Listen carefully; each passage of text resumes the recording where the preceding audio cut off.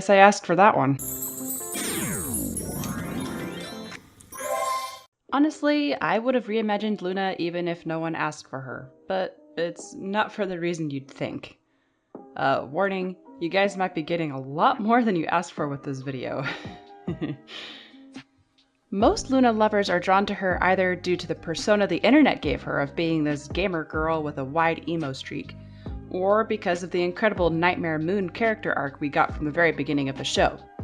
Either that or they were satisfying their desire for edgelord content, for which I cannot blame them in the slightest.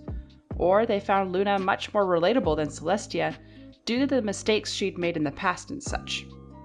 I, on the other hand, hated her. Well, I guess hate is a strong word. She made me feel uncomfortable.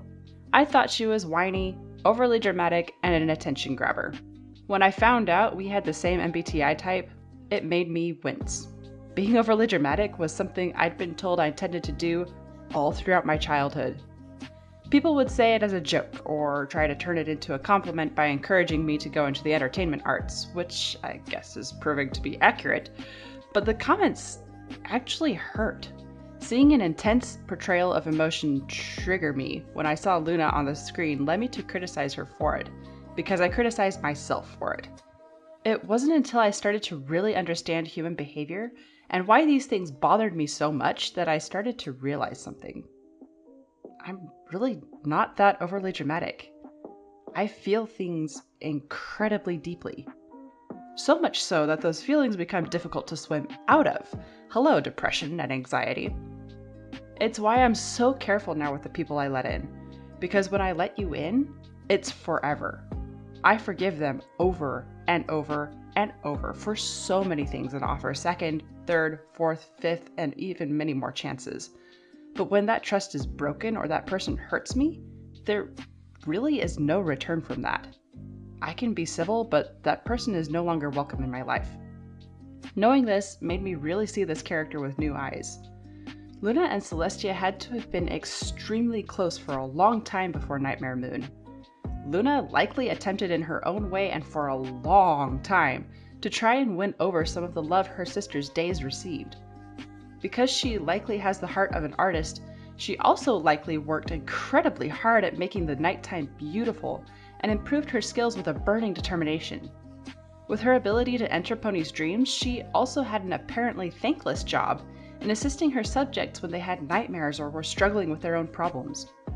When someone that young works that hard and that selflessly for an extended period of time, human nature will eventually rear its head, and they will be yearning for at least some kind of acknowledgement for their efforts.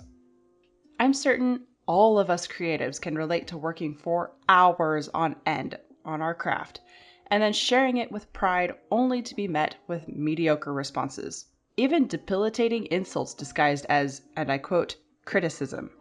Being an INFP on the Myers-Briggs type indicator means that we have a tendency to internalize our creations and can take the lack of response to our work as if someone had taken it, torn it apart, spat on it, and left it in some outhouse to be used as toilet paper. I'm guessing a lot of you are understanding where the overly dramatic criticisms are coming from now, which is why a lot of us hide these feelings and turn the focus onto other people rather than ourselves. We are, of course, still human, and Luna's transformation into Nightmare Moon really isn't far off from what can happen when an immature INFP's patience is worn thin enough to the point of breaking. Those of us who grow past that simply cut ties and let karma do its thing. Learning about these tendencies and seeing Luna on a deeper level helped me see myself on a deeper level. To me, she isn't best princess because of her internet personality or because of the villain, even if Nightmare Moon is my favorite, or because I have a soft spot for edgy characters, or because she's more relatable than Celestia. She is best princess because her story and personality helped me come to terms with what I didn't like about myself and start to see the beauty in my weaknesses.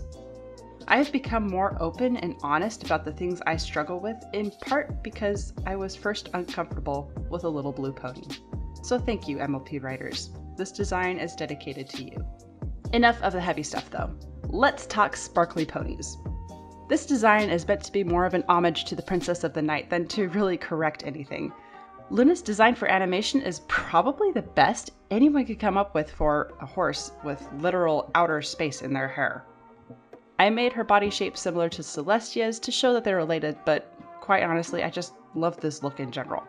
Surprisingly enough, I did actually get commenters complaining about the amount of floof on Celestia's hooves. Like, of all the things the internet could complain about, you're really going to choose the adorable fluffy pony's fluffy hooves? Who needs that kind of negativity in your life?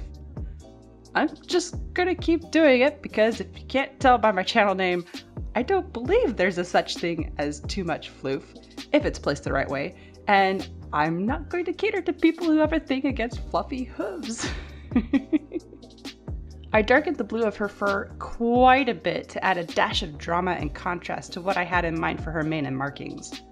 Luna and Celestia are the reason I kind of laugh that people are saying Hitch and Sunny from G5 are related just from their coat colors alone.